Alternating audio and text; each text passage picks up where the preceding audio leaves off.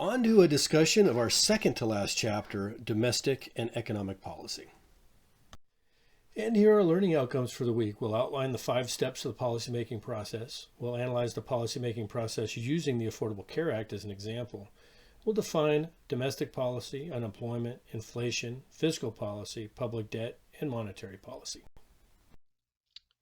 Policy is the output of government, so it's very important this week to understand the 5-step policymaking process, beginning with agenda building. What gets on the national agenda? What problem is in need of solving through public policy? And sometimes this is quite clear. You take a look at COVID-19 and the pandemic and the health crisis and the economic crisis that came out of that.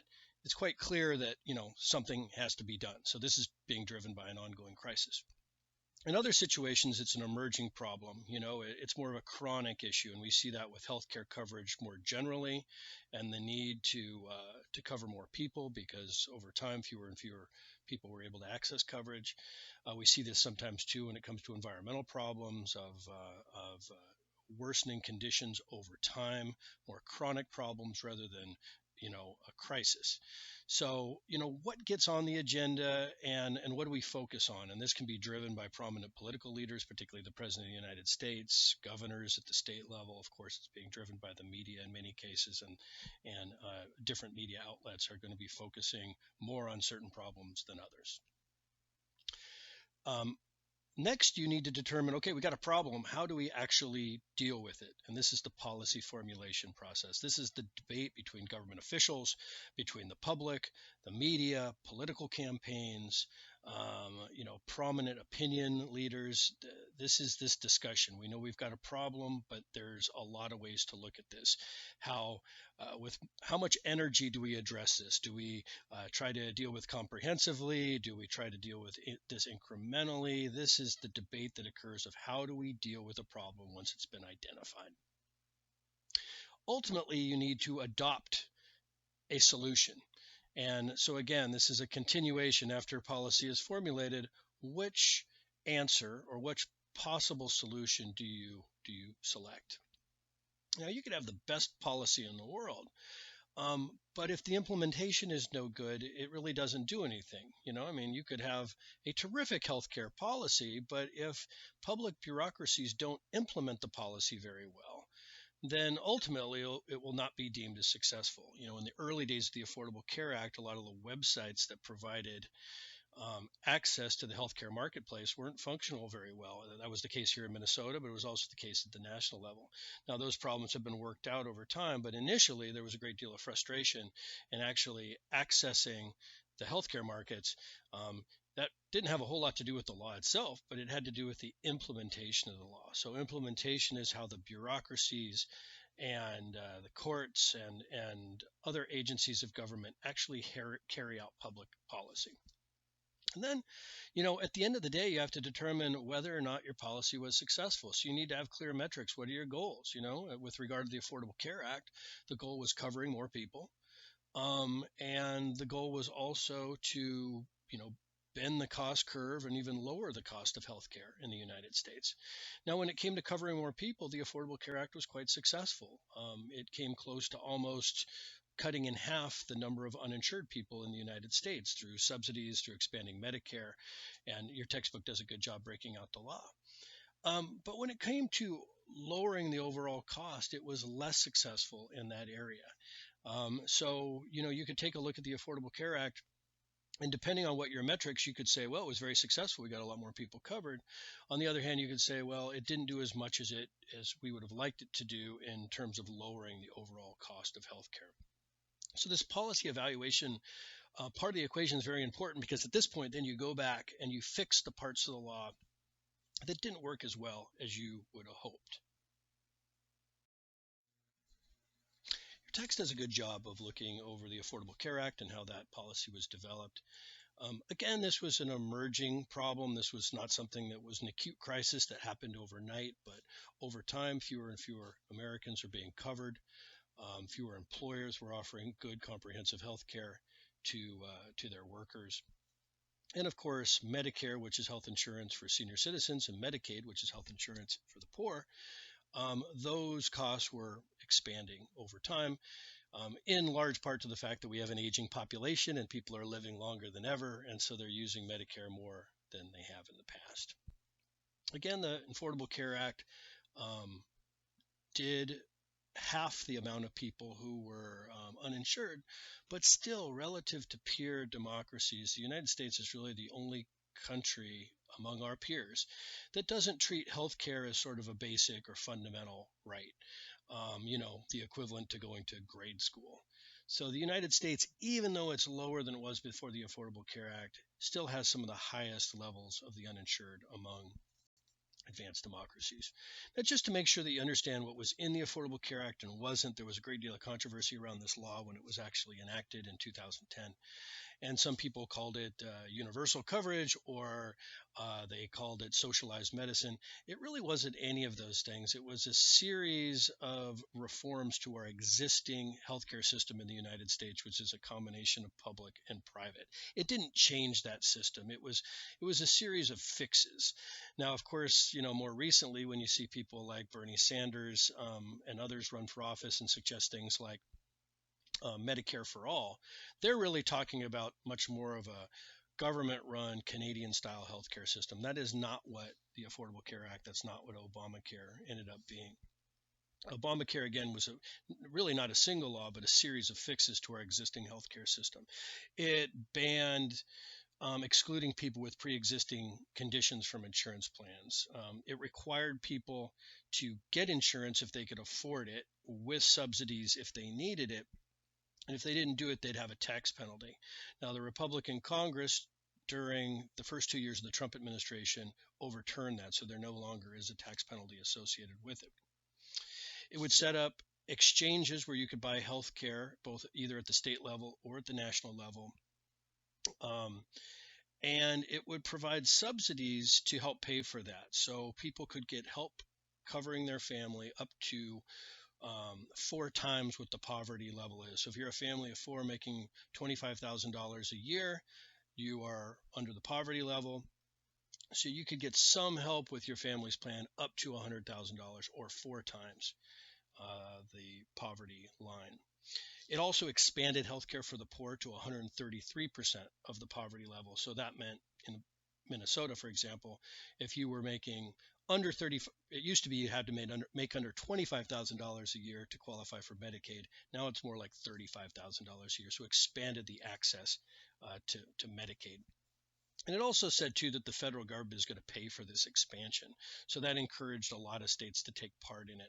Although some states that were against the Affordable Care Act chose not to do so, big states like Texas. So if they ever chose to expand Medicaid to 133% of the poverty level, that would also allow for a great deal of healthcare access if they ever made that decision. The United States continues to spend a great deal on its extremely uneven healthcare system relative to other countries. We spend about 20% or almost 20% of gross domestic product on healthcare. Many other countries in the world spend almost half of that, Japan, but even much of Western Europe. They cover everybody. The United States continues not to cover about 10, 11% of the overall population. And in many cases, too, these countries get better overall outcomes in terms of life expectancy, in terms of infant mortality rates, and things like that. So the United States is certainly an area where the United States spends more than anybody else, but the outcomes are not as good as most other peer democracies. Immigration is, of course, a central issue today. A huge component of the 26 campaign. President Trump ran largely on the issue of deporting people who are in the United States who are unauthorized, building a wall, making it harder to immigrate to the United States, particularly from Muslim majority countries. But the immigration debate has been a central issue for some time. We see much higher levels of immigration over the last 20 years in the United States, and there's a lot of different reasons for that.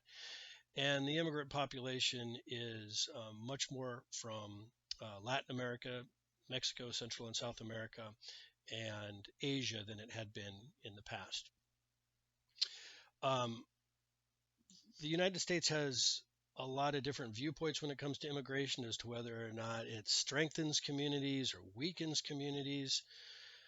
And so there were attempts at the state level in some cases to have much more strict immigration laws than we see at the national level. But the courts have really pushed back on that because the argument is that the federal government sets immigration policy, and you can't have 50 different immigration systems in the United States and laws. So states like Arizona and Alabama, the laws that were put in place to have stricter immigration laws and penalties for unauthorized immigrants have largely been struck down. Now, immigration during the Obama administration, we did see a expansion of deportations during the Obama administration relative to the Bush administration, but they tend to be focused on people who had been in the country a shorter period of time.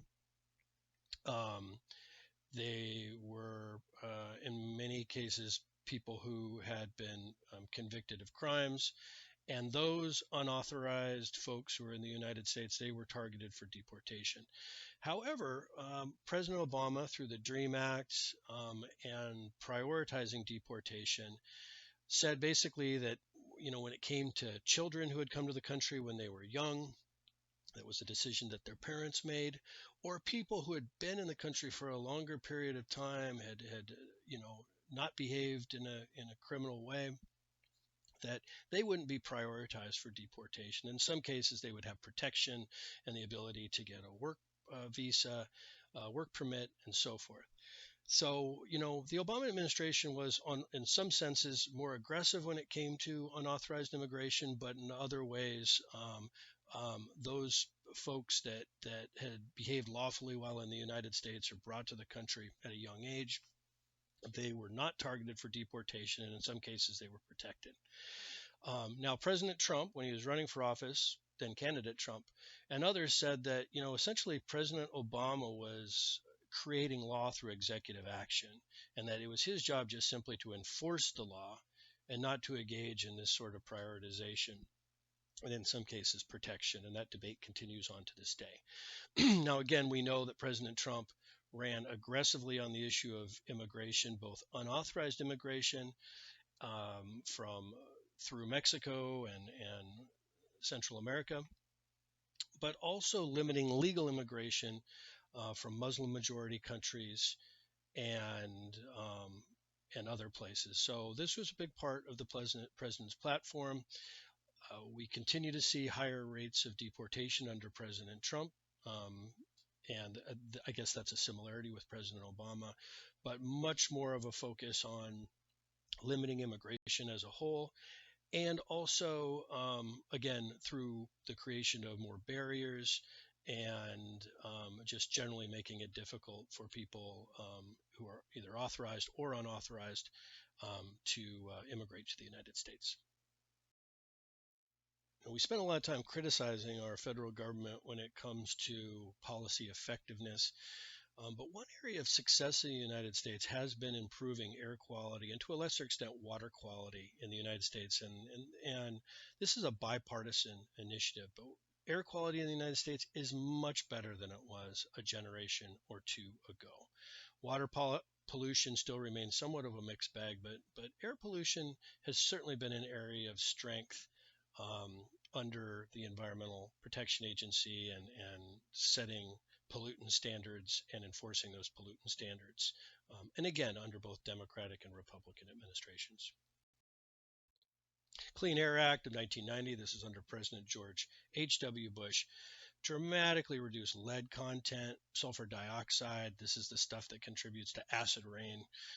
So acid rain in the United States, smog, these have gone down rather dramatically relative to 3 or 4 decades ago. Well, the United States uses a lot of energy. We're about 4% of the world's population, yet we use about a quarter of the world's energy. So that's a lot, and that means that energy policy is going to be very important in the United States too. Increasingly, the United States has become energy independent, more than it's been in generations, which means that energy that is used in the United States is produced either in the United States or in Canada. And there's some positives associated with that. That means like the United States is less dependent on abusive authoritarian regimes like Russia, like Saudi Arabia, like Venezuela. So those are some general positives. We've also seen with the amount of natural gas that's able to be produced in the United States, that makes the United States much less reliant on coal, which pollutes at a much higher level relative to natural gas. We've also seen higher standards when it comes to fuel efficiency. That's pushing down the needs for petroleum-based gas. So there are some positive trends, but again, the United States uses a lot of energy, and the clear scientific consensus around climate change, around global warming, means that more needs to be done when it comes to emitting carbon dioxide and other greenhouse gases. Now, the climate change debate in the United States really only became a partisan one in the 2000s, so it's a relatively recent thing. Before that, there's general consensus across the political parties that climate change is real, that presents a problem, an obstacle that needs to be dealt with through public policy. But it begins to take on sort of partisan notes during the end of the Clinton administration through the Bush administration. Second President Bush decided to pull the United States out of the Kyoto Protocol, a international treaty on limiting greenhouse gases. President Trump would do the same thing with the Paris Accord after the Obama administration negotiated the Paris Accord and having enforceable limits on greenhouse gas emission globally. The Trump administration would come in and pull the United States out. And President Trump also ran on this, referring to climate change as a Chinese hoax and so forth. So that was another component of his campaign. The Endangered Species Act and protection for species that may be going extinct, that's another important environmental issue. And this has been an area where the United States has not been particularly successful in limiting extinctions. There certainly have been some areas of success, but selecting which animals deserve protection is a political process, too political of a process, and has led to very uneven outcomes. Since the Great Depression, the federal government has assumed much more responsibility when it comes to the overall economy of the United States. Before that, leading into the Great Depression, it was almost as if certainly the United States is a player in the overall economy, but many in the federal government didn't see their role fundamentally as managing the national economy. And so our federal government today monitors the economy, and it does through a series of statistical measures like determining unemployment or inflation or how the business cycle is going, whether or not business is expanding or it's contracting. And so we're looking to our federal government for information, but we're also looking to the federal government increasingly since the Great Depression for answers to problems, and particularly crises. This gets into the related issue of Keynesian economic theory, named for Maynard Keynes, who was an economist from the early 20th century.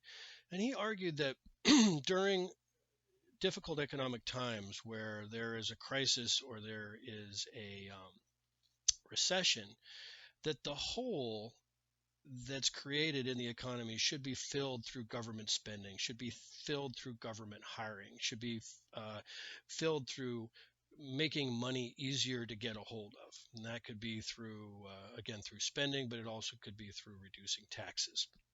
So the idea is that you create budget deficits during difficult times and fill that gap, and try to get out of a negative downward spiral that ends up in another Great Depression.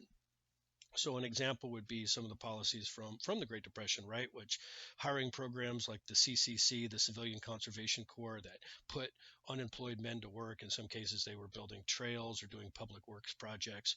But the idea was keep food on their family's table, and indirectly, this also keeps the grocer employed, and it creates,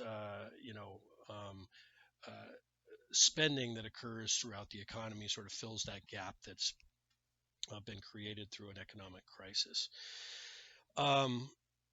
Now, of course, we've seen this used a lot. In most cases, since the Great Depression, the United States has run deficits. We've tended to do a poor job of, when the economy is doing well, at that point, perhaps you at least tax the level of spending, or maybe even run surpluses so that it's not quite as painful when you go through another economic downturn. But again, the idea of Keynesian economics is use taxing, spending, public programs, not just for governmental needs, but to manage the overall economy. Unlike government at the state or local level, the federal government can engage in deficit spending. It can spend more than it takes in any given year. And those accumulated deficits, that's what makes for our public debt. That's the total amount of money that the United States federal government owes. Um, now, public debt isn't always bad. We've discussed this a little bit with regard to Keynesian economic theory, and that is that you, in many cases, want to take on debt to fill a hole during an economic downturn, and this can be a lot better than a negative downward cycle that brings the country into a depression. So public debt's not always a bad thing. It's also, too, what's the investment for? So the United States incurred a good deal of public debt in the 1950s in building the interstate highway system, but that was so helpful for the overall national economy and allowed goods and services to be shipped more effectively across the country. So it's not just the debt, but what's the debt being used for that is important. Also, debt over time is chewed up by inflation. So we're not that worried about World War II era debt because the dollar was worth so much more back then. And so even though the United States never at any point just paid off its debt, over time inflation whittles down debt. So deficit spending and debt is inherently not the end of the world. The question is how much are you engaged in? So let's say, for example, that you have an inflation rate of 2%. If the debt that you're incurring every year, the deficits that you're incurring every year is within inflation, you're actually kind of holding even. You might end up owing more money at the end of the year, but that money is worth a little bit less. The problem with recent deficit spending has been that it's been a much higher percentage. It's been much higher than inflation. So that creates some concerns. Also, are you spending at large deficits during good economic times? And before the recent healthcare crisis, before the recent COVID crisis, we were seeing expanding debts during a time of economic expansion. That's a problem. Monetary policy is controlling the money supply, the number of dollars that are floating around in the system. The Federal Reserve is our national bank, often referred simply as the Fed, and they have a role in setting interest rates and, again, controlling the money supply in the United States. Under some circumstance, they might want to tighten up that supply to control inflation. Other situations, they might want to loosen it up, lower interest rates, make it easier to access loans, increase the overall money supply to kind of get the economy going. And that's what we saw during the Great Recession. That's what we've seen more recently during the pandemic, which is the Federal Reserve, through its role, trying to inject capital into the system. Sometimes, too, during this time, the Federal Reserve will issue more bonds. They'll loan more money out. It will borrow more money. And what we've seen recently, at least during this current economic crisis, is we've seen, for example, the cost of a mortgage go down. And that means people can buy a house with lower monthly payments than they could have before the current crisis, or maybe they could refi their house and take some money out of their mortgage. And these are all sort of efforts to inject more capital into the economy. Taxes may seem pretty straightforward, that government at all levels, the federal level, the state level, the local level, they have responsibilities, they provide services that cost money, and so people need to pay taxes to fund those services and to fund those responsibilities. However, there's another role when it comes to taxation, and that's redistribution. You don't want to get to a situation in a country where all the resources are in the hands of a handful of oligarchs, like we see in Russia, and we've seen that too at certain periods of American history. So We don't want all this money to just be in the hands of just a few prominent individuals or families. So there's a redistributive element to taxation in the United States. Now, how progressive a tax structure is, that's, how much do you redistribute? How much do you tax people higher because they have higher levels of income or wealth? Or how regressive is a tax structure? That is to say that people who make more money actually pay a lower tax rate on their overall income. We see this with regard to investment in the United States, where tax levels on capital gains or investments, money that you made on an investment, that's taxed at a lower level than salaried employment or paycheck employment in the United States, which is taxed at a higher level. However, there is some progressive elements to our income tax rate in the United States overall, where people who are on the higher end do pay a higher percentage. Taxes are less progressive under President Trump relative to President Obama. I've got a little slide here in a second, but you can see how those tax structures have changed between the current administration and the previous administration. In the first 2 years of the Trump administration, both the House and the Senate were controlled by Republicans. And so this allowed President Trump to carry out a campaign promise to lower taxes pretty dramatically in the United States. And this was both lowering corporate taxes, but also individual income taxes. So this gives you an idea about what the old tax rates were versus the new tax rates, whether you file as an individual or you file as a married couple. And you see that tax rates were reduced pretty substantially. And it ends up being much less revenue coming into the federal government. Likewise, corporate taxes were reduced quite a bit. So we saw deficit spending, we saw public debt increase rather dramatically after these tax cuts were signed into law. What do we consider welfare? This is a controversial term, which we'll talk a little bit about here. What's under this umbrella of welfare? And there's a debate on this term. What should be considered welfare? Well, we often think of the Temporary Assistance for Needy Families, the TANF program, which uses federal money, but it's administered by the states to provide assistance to poor families. It's limited to 60 months of use during a person's life after the Welfare Reform Act of the mid-90s.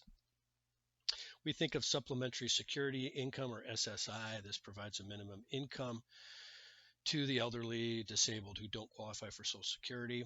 The SNAP program, Supplementary Nutrition Assistance Program, or we often refer to this as food stamps. It allows poor families who are beneath the poverty level to purchase food.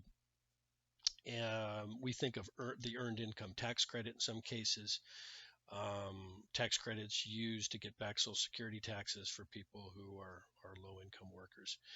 But these are all programs that aren't really any different than Social Security or veterans benefits or Medicare or Medicaid, which is health insurance for the poor, which is their spending programs for certain groups. They're redistributive programs that take money through taxation and give them for a specific group.